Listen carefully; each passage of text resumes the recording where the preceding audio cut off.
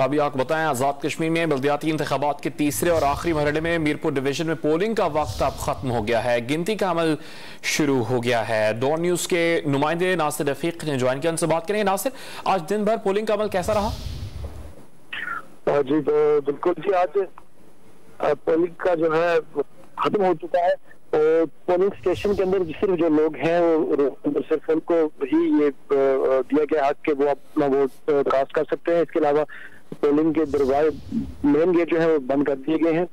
और आज पोलिंग बड़ा पूरे अपना मीरपुर में ओवरऑल इक्का दुक्का छोटे छोटे कोई वाकयात मुख्तलिफ स्टेशन पर सुनने में आए हैं, लेकिन ओवरऑल बहुत ही पुरअमन रहा है। जिस तरह पहले दो मराहल जो है इलेक्शन के हुए थे, उसी तरह ये मरहला भी आखिरकार बिल्कुल पुरअमन तरीके से जो है ना तकमील पर पहुंच गया है। और अब गिनती का काम जो है वो कुछ पोलिंग स्टेशन पर शुरू हो गया है।